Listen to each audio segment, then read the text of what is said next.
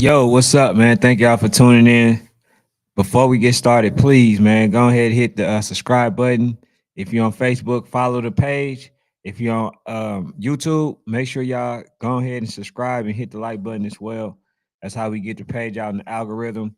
So I just came to kick it with y'all tonight. I'm not sure if Sports Fanatics supposed to be coming on, but like I say, man, there's some questions that I actually have. Some of it is kind of from yesterday from the live that I did, but one of them, bro, is that I actually forgot to talk about, right? People being happy about the whole Juju, right? Being happy that he lost, right? Playing on this dude downfall.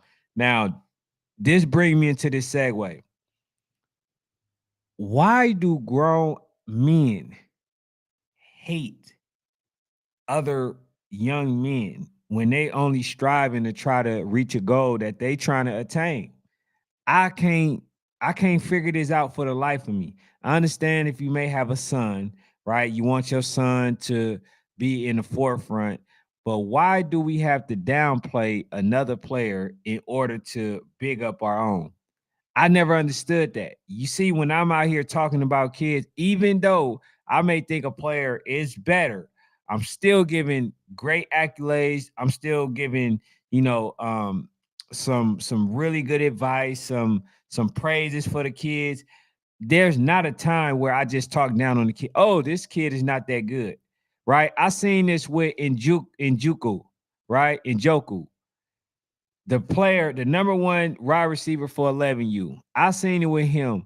You had people reaching out to him saying things as if he wasn't a good player. Oh, I don't see what people see about him. I don't understand why people think he that good. Oh, ain't nothing special about this young man. Man, it's special things about every young man that step on that field, which means that they had the will to be on the field. So therefore, man, we gotta stop as grown-ups. Stop comparing, your child to other kids. Now, I do player comparisons, but I'm still talking about these kids in the best way, not from a standpoint of where I'm going to downplay somebody else's success just for the sake of my own. To me, I never understood that. You know what I'm saying? I don't respect it. None of it. So I've been trying to figure that part out. But man, I didn't get a chance to talk about the Juju playing versus what who was it? Dang, oh, Grayson. Now, I'll say this. According to his standards, it may not have been the best game for him. But I'll say this, he still had a really good game. And to be 4-0 and to go and play against a Grayson team, which is somebody that's in it and able to compete versus any team in this country, when they put their mind to it, especially having a rookie coach. So I'll say, um, hey, what's good? Hey, Derek was good. Aza was good. But nah, man, I'm actually waiting to see if Fanatic's supposed to be coming on. But nah, bro, I think in a lot of ways, I think we kind of heading backwards, man. Far as the way people kind of assess themselves, because don't nobody want you talking about them kids, about their own kids, but then those same people they downplay, a whole other group of kids. There's another scenario, right, where I seen coach who is it? Coach Howard, right? He said something, a parent got upset that, he brought it up. And what happened, man? They talked about it. Like, man, I bet my kid be one of the best kids out there and he go to college before any kid that you name. So I'm like, man, like I get it, bro. I get it. I get it. A person might be upset that somebody left from that organization, but at the same time, you gotta big up the kids, especially as a coach, and if it's a player that you end up coaching. And the reason why is because your word might end up being, Bible to that player. And if you say that they ain't gonna make it, then you pretty much kill that kid confidence. So I'm not for coaches or grown-ups to basically downplay any player, man. I'm not for that. I'm not cool with that. You feel what I'm saying? So anybody that's doing that, bro, it's not a good look. That's definitely not a good look. But what's up, man? Talk to me. Anything new out there in the youth football world that y'all seen and that y'all want to talk about? Cause I definitely feel like youth football next year is gonna be very interesting. I feel like, and I'm gonna tell y'all now, there's gonna be so many teams out there that don't have a dancing partner. And I'm telling you, everybody talking this, play for national stuff and all that or whatever, that sounds cute. That sounds really good. But what happens when there's not enough teams out there that have teams, and then there's not enough teams out there that's willing to travel? What happens then when leagues don't allow certain teams to get in because it'll be a foregone conclusion? What happens then? You know what I'm saying? When you got 36 players on one roster when they could have created two teams. He says it is a tryout if everyone makes the team, right? All-star season. Exactly. You know what I'm saying? Like that's what it is. But what benefit is it for all of those kids when half of them ain't gonna even get a chance to play, right? What benefit of it? Because you're gonna have some kids that actually play both ways, right? They're gonna play for one side. I mean, they're gonna play both sides. So therefore, if you got 36 players on one roster, and you got at least three, four, 4 or 5 players that play both sides, right? Start on both sides. So that means that only literally probably about 17 players gonna play out of that 36. 17. So I'm not, making it a big deal in the regards that people want to click up. But what I am saying is that every year, every single year, it gets smaller. The number of teams that's supposed to be playing right now gets smaller and smaller. When the Falcons United end up merging, I haven't seen them. I haven't seen them since. I haven't seen this Falcons United team. I don't understand what's going on with them. I don't understand what's going on with a few teams. But to merge, I just hope that every team is getting their coins ready, because if they're not, then there are going to be a lot of individuals mad. That's all I can say, because they're going to go weeks without playing, and I'm just letting y'all know this ain't nothing that I'm thinking. This is basically something that I've seen already, and I'm just telling people, like, damn, did we forget that this literally just happened? And that's what I'm really thinking right now. I'm thinking that so many people forgot that certain teams just didn't they just didn't have, like, enough teams to play. So you got, let me see, you had ATL Chargers, right? Then you had, let's say, 12U. Then you had Lambeau, and you had ABA. Now, in order for these teams to play, right, they really had to travel. But luckily, they allowed ABA to be in the Mayfield, right? Because that's what the ABA does. They go play in Mayfield. They've been doing it for years, right? But what about the other teams? What about if the league says, nah, bro, y'all created an all-star team, y'all gonna have to play on the road? Then what? How are you gonna get games? That's basically the only reason why ABA actually end up getting a schedule or started playing games. Because if you look, they wasn't playing top tier games at all. I don't think that they played nothing but a few top tier teams, and one of them happened to be Lambeau twice. But they wasn't national ready when they went out there because they wasn't playing nobody other than the teams that was in the Mayfield, and they are not the same. Yes, some of them are okay, but they're not nationally good, which was ABA was supposed to be. Now ABA, I think they would have had a better chance at nationals, right? If they just hold on, did they play in nationals? I don't even know if they played in nationals. I think, matter of fact, I think they did. I think they ended up getting blew out, if I'm not mistaken. But wherever they went, whatever national they went, I think they end up losing pretty bad. But that's mainly because they didn't get the experience that they were supposed to get. So I'm looking at the direction, and I'm just seeing people not understanding like what's taking place. How many games do you think? Do you think that they are going to be on the road 30 to 40 times? I mean, 20 to 25 times this year. Do you think they're going to play that many games with people that consider themselves travel teams? Do you think that's going to be the case?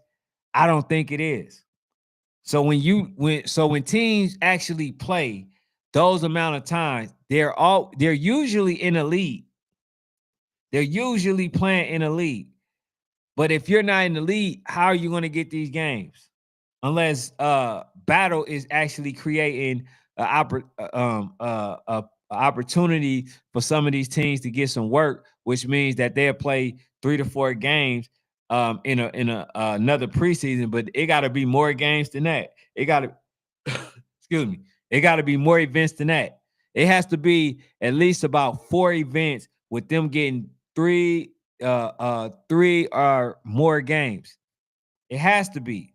Other than that, it's not gonna make sense. So I'm not getting it. Where the hell is dude at, man? So I guess he ain't coming on tonight, bro. He says Kai. This fool hella funny. Butch was good. He says, damn, number uno almost caught that. So if they watching. Hey, Coach Tim was good. But man, I think for the most part, though, bro, next year it's gonna be good. But look, I think I got something coming up. Um, I think it's gonna help keep track or help this whole youth football thing, bro. I'm telling y'all, and I'm gonna definitely need y'all support because without y'all support, it just ain't gonna work. You know what I'm saying? So that's why I appreciate the Coach Tims. That's why I appreciate PA Tyler, my guy Butch. Appreciate all y'all because like y'all help me actually keep track of a lot of stuff that's actually going on. My guy Aza, right? Y'all help me keep track of what's going on. And right now, man, the only thing that I can say is this. I hope AYF changed the live draft pick. As you can see, too many games was played early that should have been championship games. Not just that, I hope that they make it more about the players as opposed to, their rules that they're unwilling to waiver on. Because when these players end up playing, man, they actually, work very hard to be able to celebrate. I mean, damn, you can't even celebrate in the AYF. So I can see a lot of people going to, other places, right? Especially the Bounty Boys. I can see them going to YNC next year because they already conquered AYF. And I think they understand that probably for that age, 13U, that the best competition will probably be at the YNC, depending though. You know what I'm saying? He says he want to see. He says he want to see more teams travel to Cali, and I would love to see that too. But the thing is, man, California is kind of expensive, and it's really for no reason either. It's really for no reason. He says you can celebrate in AYF. Nah, you can't. Every time I seen somebody celebrate, they hit them with that 15-yard penalty. And those type of things, it's the little things. AYF is a really great organization. It's just that with AYF, they literally have it to where APA Trench was good. With AYF, they literally are very strict. If they can get rid of some of the rules, like I'm not talking about if somebody swing and then you want to kick them out. I'm not talking about that. What I am referring to is just little things, bro, that they can change. You feel me? Like my guy Champ was, alluding to is that you can celebrate AYF, but every time I've seen a team try to celebrate, right, they end up getting flagged. And one of the teams was the Oakland Dynamites. I think the guy put up the do sign or something like that, or he did something afterwards. They flagged him for the whole 15. You know what I'm saying? People don't go there to see the refs. They go there to actually, see some good games and like and see the celebration. And when you look at the NFL, a lot of people they want to see a whole bunch of touchdowns mainly for the celebrations, just to see what a player is going to do once they end up scoring. So I don't think they just should take that away. But for the most part, man, like I like the structure of AYF. I don't like the online though. I don't like the online pick or whatever, however they do it. Right? I don't like that because, like I said, too many of the teams that were good were playing too early. See, in the playoff, man, I think a team should get a couple of games before they actually have to play that hard game. Because the first round, you play a couple easy games, first and second round. Then third round, it becomes challenging. Fourth round, then you got the championship, stuff like that. That's how they need to keep it going. Because if they don't, hey, shout out to Mason, man. He says, Champ says, he said, I was there and I definitely didn't see that. But if you speaking on one game, oh, that's not the same. I mean, I don't know if it's a D2, D1 thing, Champ, but I definitely know I saw a couple teams getting hit, bro, hitting with them with them flags. I say, nah, bro. Nah, I know they ain't doing that. He says you can celebrate as long as you're not taunting, and that's probably what it was. But far as the AYF, bro, I like the organization, but they still gotta get rid of that online stuff.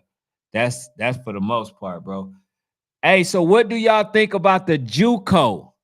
What do y'all think about the JUCO? The fact that you're able to play 2 years now in JUCO and still get your 4 years in college, in a university. And the reason, I'm gonna tell you the reason why um that's going to be a problem for some people. And the people that I feel like is going to be a problem for is anybody that's reclassing. I think it's going to be a problem for reclassing. If you reclassing, you're going to not only lose out on it. I think it's bad for reclassing for this reason.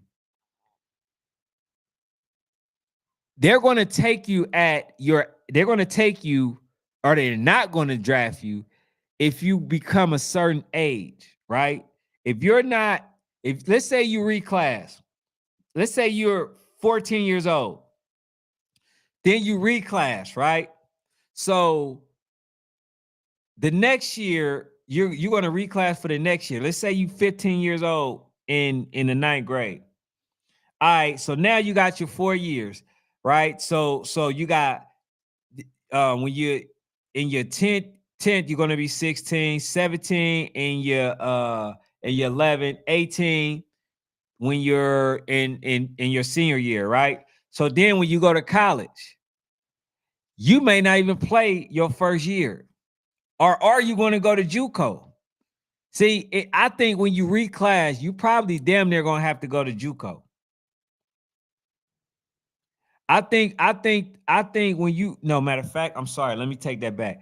I think when you reclass, you're not going to have the option to go to JUCO. And the reason why I say that is because when you go to JUCO, all you're doing is getting older. You're going to lose more years. So then let's say you play your 2 years at JUCO, right? Now you're what, 20 years old. You're 20 years old. Okay. Let me see. 21, 2021. Then you go to college. You probably ain't gonna start. So you really getting older. A lot of them players, they go to the NFL at the age 22. The NFL are going to get the ones that are younger, that they're going to have more years with, right? And then for the ones that's reclassing, it's not going to help them because the ones that going to JUCO, that's really good. They probably just didn't go straight to a university because they didn't have the grades. So now when they go, the player that thought he had an advantage by being held back, he's going to end up being in trouble because that player from JUCO is going to be a little bit more seasoned, and that might be the person that start over them. So I think that is going to hurt them if you really look at it. I just think that, in my opinion. He says that's just too much. Now players are going to be 30 years old getting drafted. Hey, champ, I'm just now seeing this, right? That's what I'm saying. They're going to be too old, right? Now that they're doing the JUCO, and then I think it's going to ruin it for any player that's reclassing too. That's what it's going to do. So the fact that you got some people that's that has an opportunity to still get their 4 years, man, what does that mean for the reclasses? That means that you're going to reclass and still be in the same position and possibly not even get drafted because now they end up going to they end up going to the JUCO. The JUCO is still getting a good look because a lot of them actually went to JUCO and still did some amazing things. Now that they got 4 years, and you ain't gotta wait, right? Now you ain't gotta wait. You don't have to uh only like hope that you can play like what let me see.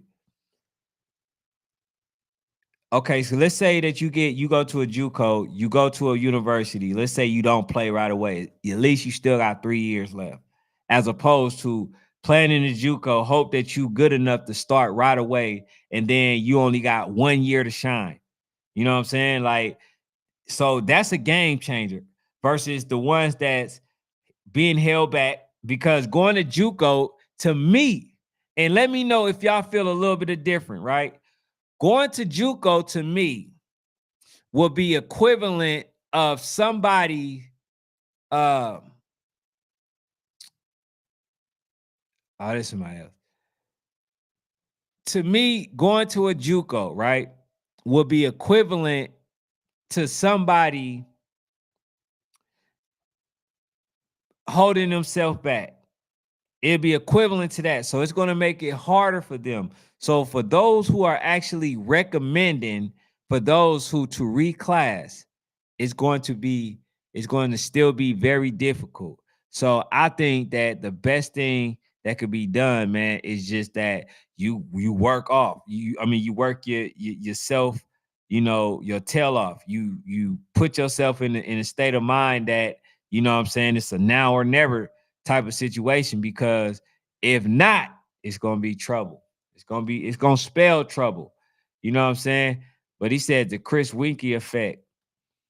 He said enrolled at 25 and win the Heisman at 28. He's like, I'm just saying. And the thing about it is, I don't think that that's going to be the case because you're going to have a lot of kids out there that shine. You got too many universities for that not to be the case. Nobody is going to waste their draft pick on somebody that's damn near like Chris Winkie is maybe the exception to the rule because he actually made it. But people ain't gonna just sit there and you know what I'm saying, like be getting players that's hella old that they gonna only get like 3 or 4 years out of. You know what I'm saying? They're not gonna do that. And I've been trying to say that for a very long time. He says Trenches, he also be bomb squad on that team. But yeah, man. So I think for the most part, though, It's gonna hurt the reclass. I think that's what it's gonna do. It's gonna hurt the reclassing individuals because y'all already know it's a lot of kids that have the ability, right, to play a D1, but then a lot of times they don't end up making it to D1 because of the grades. So those who actually decide to go to a JUCO and then they end up making it to the university in that way, because they're a little bit more mature. Now those go to a university, and these are the ones that will end up competing with the reclassing. And I think that, in my honest opinion, that the ones that go to JUCO will be a lot more prepared.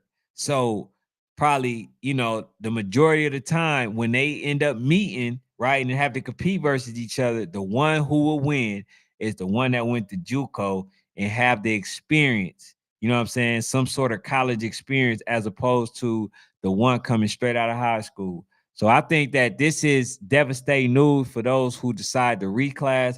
But when you look at the NCAA in general, bro, everything is just out of whack. I mean, you can enter the portal when you want to, right? Not just that, you know, players they're getting they won't play unless they getting paid in that regards. Then you got the reclassing, then you got the red shirts, then you got the JUCOs. Like, bro, everything is just gonna be out of whack. Everything they're gonna have to put some regulation on something, because I think the portal will have to be the main thing that they regulate. If they do not regulate the portal, it's going to be a mere chaos in college football. I can assure you that, because you got teams, man, you got players that may feel like they should be starting and end up not starting. And so now they're gonna enter the portal just for the simple fact that they're not starting, and then they're gonna go to another team, not end up seeing the same thing, right? Experiencing the same thing. They gonna try to go and do the same thing. He said NCAA needed commissioner, a single person running it. That's crazy. He says, I'm all in for players getting paid. Always have been, right? Been saying it before it was even a thing. Hey, champ, me and you definitely agreeing on that. All the players should definitely be getting paid. But the problem is, right? The problem is the portal, right? That's a very big problem. The other problem for me is well, it's not a problem yet, but you know what? If you close the portal and not allow them to play right away if they decide to go to another school, right? I think they should have a reason, a legit reason to go to another school if they decide, not just because you're not starting, not because of other things. You should be getting doing two things. You should be definitely getting paid. I think that's one of the things that they should be getting, that should be happening. But the other thing is you have to make at least a year or two commitment, and then after your second or third year, I mean your first or second year, then you should be able to go into the portal or something like that. But to just go just because, like, it's hurting, right? Nobody is loyal to nobody. And the thing about it is, like, I think every team should have to pay players. Obviously, some is different from others because everybody is not getting $1 billion Dow Jones. You know what I'm saying? Like what you call it, like Alabama, or you know what I'm saying, something like that. Everybody's not getting that much endowments, right? In endowments, everybody is not able to pull in 100,000 fans every game. So I understand that everybody can't get paid the same, but what should happen is, according whatever the what I'm saying, like, the person get whatever the entity makes, they should get a very nice size portion of that revenue, since they are the ones that's actually making the school money. So that should be a thing. The other thing that I would say is, um when it comes to a team, I don't really think the players should get the money. I think that the university should have to put the money up for the players, and when they do their 4 years, right? Then you know what I'm saying. Then they get the money that they're owed, right? And the reason why is because I don't think in college that these players are equipped enough to not spend their money all at one time. I think they should learn how to manage money, to possibly, make more money far as investments and stuff like that.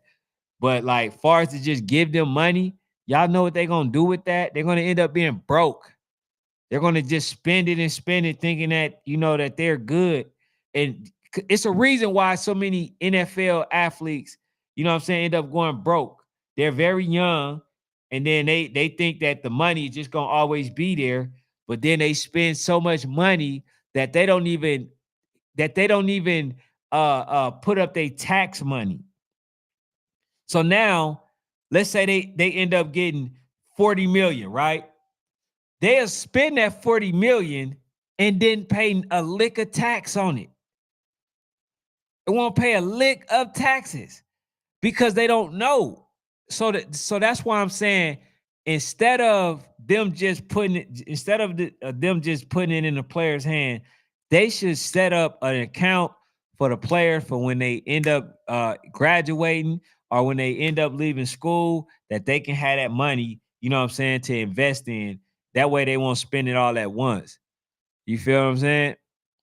Uh Let me see. He said, I think you could transfer if your coach leaves or get fired without restriction. Everyone else sit out at least half a year. That way you don't have tampering. Yeah, fact. He says universities might as well sell their athletic department. I mean, you might as well, right? He says, but the bias is created narratives they have around the players nowadays. These teams don't care about the players for real, bro. Cause if they did, they'll be getting paid. That's why I don't frown when a player decides to hit the transfer portal for whatever reason. That's definitely legit. He said we can't tell nobody how to spend their money. I'm not telling you how to spend your money. But what I am, if you talking about caring, right? I'm suggesting that, what I'm saying, that I want to wait till you're a little bit more mature to get this money, because it's not going to be guaranteed. You know what I'm saying? Like that you're going to have another situation to where you can have a bulk load of money, bro. I'm just saying, if you got NFL players that's going broke, bro, what do you think gonna happen to these college players? Now I get it, yeah, you know what I'm saying, the money mine, but I'm also not against the colleges actually putting up the money. Just look at Allen Iverson. I think a lot of people forgot about him. Allen Iverson was flat broke. Didn't Adidas have 40 to $50 million that they had set aside for him? Right? That man was broke. Had to wait till he was about 50 years old to get some more money. But other than that, that man would have been broke. So I am for it. It ain't about, man, like you could do what you want with your own money. Now, I mean, obviously, that's a fact. You could definitely do what you want with your own money. But the thing that I'm saying is, you understanding that these kids are young and all they're going to do is spend it right away, right? Now I can see if moms and them really need it or something like that, or an excuse or a reason for, like, pay mortgage or something, then I'm cool. All right, take a portion of it without any penalties. All right, cool. Right. But far as to just give them all of that money, bro, especially my culture, bro, you already know what they're gonna do with that. And longevity is what I'm looking at. He said portal should be open. Says the portal should be open after the ship and close within 2 or 3 weeks. Says second player should get paid, but it needs to get regulated to tiers. It says in amount threes, right? You can only be able to transfer. Yes. Okay, John B found a solution. You only get one time to go to the transfer portal. After that, you can't do it no more. So that will eliminate the, you know what I'm saying, the crisis that is going on right now. Because you got, like Dion saying, like I'm just only exposing the portal, right? I'm just only taking advantage of what I've been doing. And they said that the portal is really starts in youth football. He says parents do it all the time. The parents, he said the parents already prepared me, for the portal. I've been dealing with it for a very long time, since 5U, you know what I'm saying? Where parents come, right? The next year they go. We recruit, the parents come, right? After playing for another team, and we go and recruit and we get that player that came from another team, right? That's eligible to come play where we are. Like, that's the portal, right? He basically explained what the portal is. So in youth football, they have a portal, right? We just don't really call it that. So when you go to high school, it's the same thing. If you transferring to another school, that's the portal, right? So college is really nothing different. The only difference is you will be that you're actually paying college players, right? But what I'm also saying is this: these players, for the sake that they don't know much about nothing, they don't know about taxes, they don't really know about anything other than spending the money. So you mean to tell me that you're okay with giving somebody money, right, in its entirety? No taxes was taken out, none of that. And then, put them in his position. So if I gave them 30,000, right? And then with that 30,000, they end up spending the entire 30,000 without paying a lick of taxes. You're going to be upset. Right now you want your money, but then you in the future you was going to wish that I taught you about paying your taxes and all that other stuff, so now you don't be in trouble with the IRS.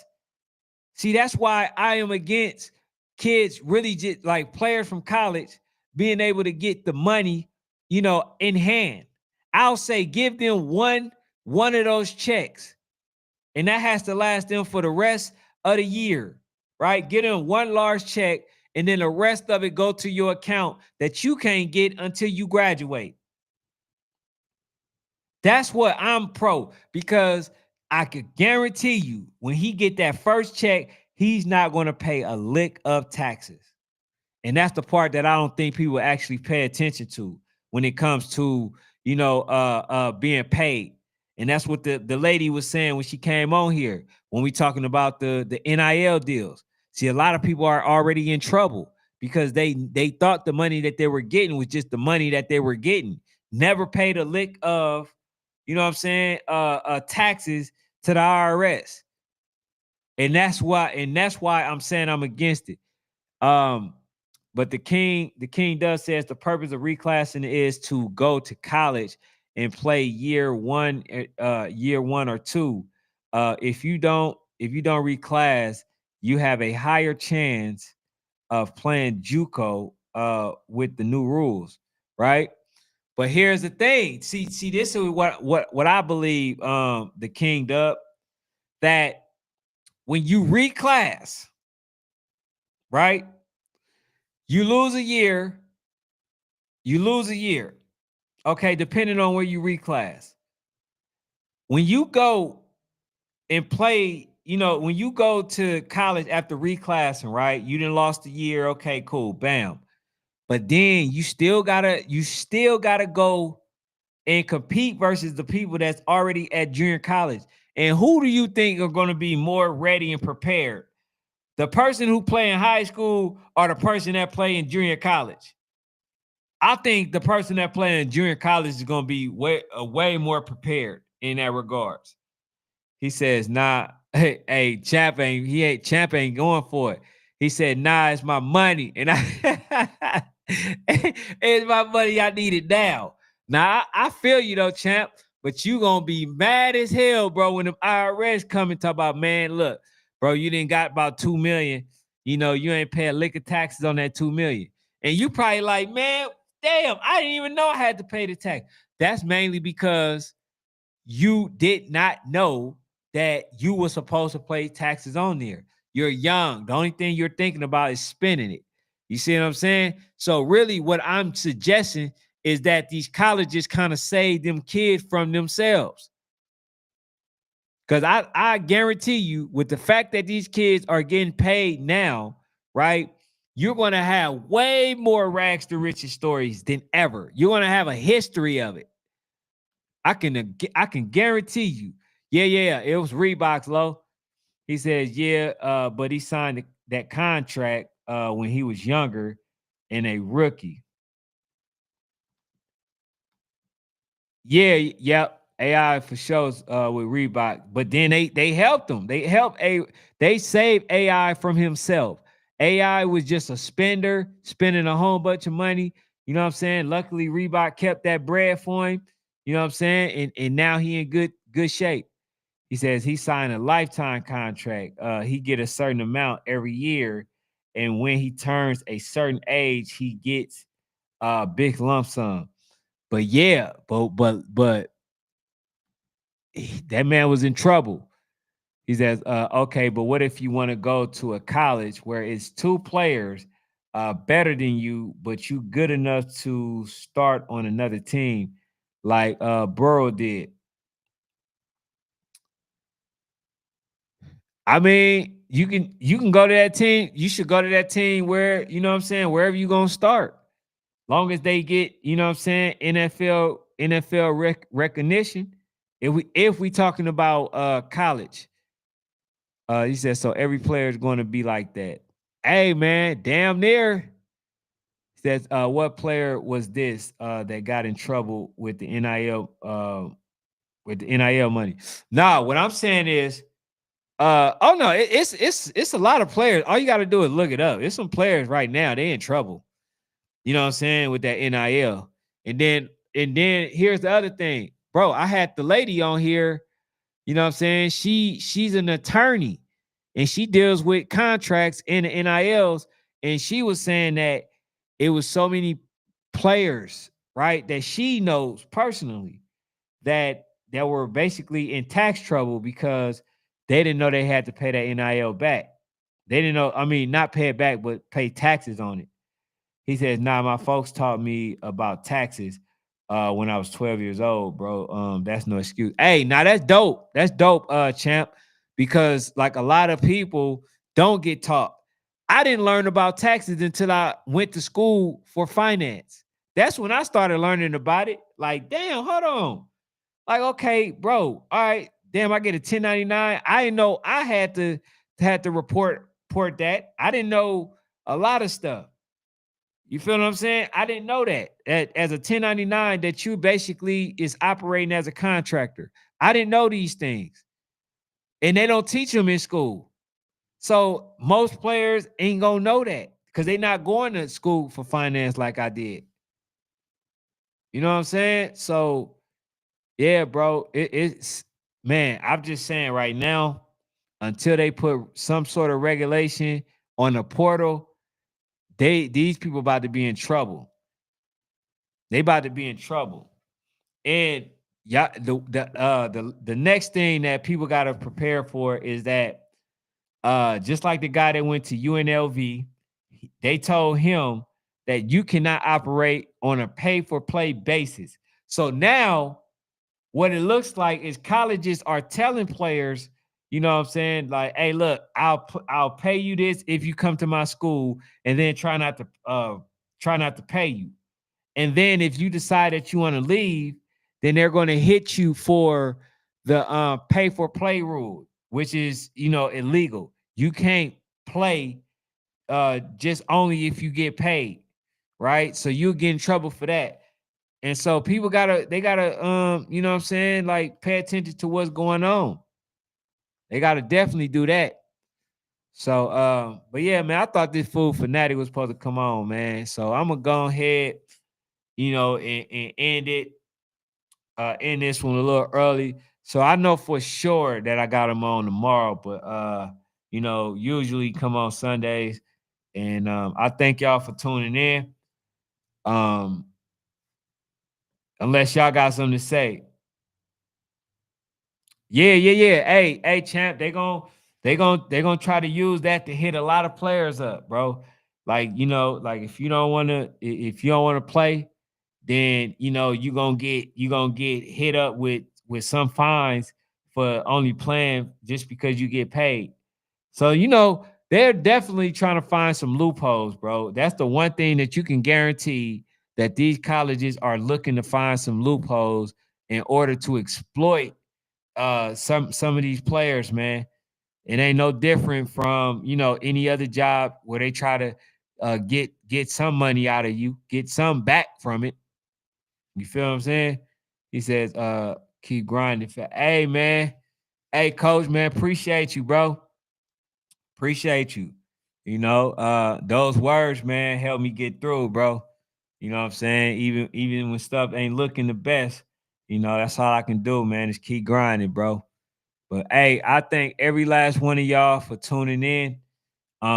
Tomorrow, I got Fanatic for sure. I thought he was gonna come on tonight, but for sure Mondays. And like whatever it is that y'all want to talk about, man, just definitely send me a DM, and I talk about it. But Champ says, he says, if athletes are serious about making NIL money, they should definitely know about paying taxes. Hey, Champ, you would be surprised, bruh. Hey, you would be surprised, bruh. Just like if R&B singers are rap singers and all this other stuff, right? If Ronald Isley, that man, what? He was in his 60s damn near when he got in trouble. A lot of these people, Wesley Snipes, a lot of these people don't know that you got to pay taxes. A lot of them don't know that. So, like you would think that people know, but let's just be honest though. Outside of Champ, right? Nobody ever taught me nothing about taxes ever until I went to college, bro. You know what I'm saying? That's when I know about it. And a lot of other players, they don't know about it. A lot of people that does music don't know about paying taxes. He says folks making schedules early for 2025 uh should do so through legal binding. Oh, I like that, PA Trenches. He says should do it through legal binding. So if a team back out, there's a penalty. Facts. Facts. I gotta talk about that one. I might talk about that one tomorrow. Let me make sure, man. Yeah, I definitely gotta screenshot that one. Let me screenshot that one. That right there. That's it right there.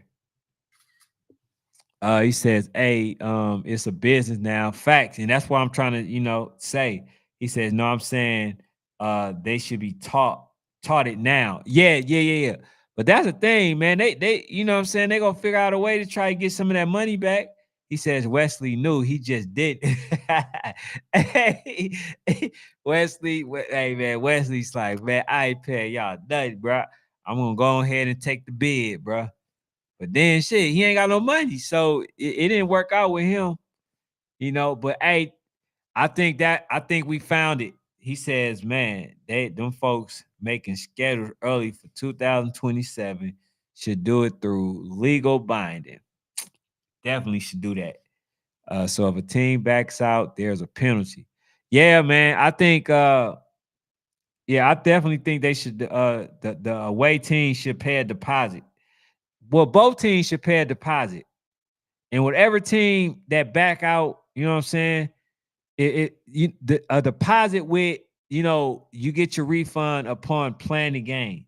And it's sad that we got to do that because shit is really up, excuse my French, but it's really just up to the coaches. So, but yeah, man, I'll definitely tap in with y'all tomorrow.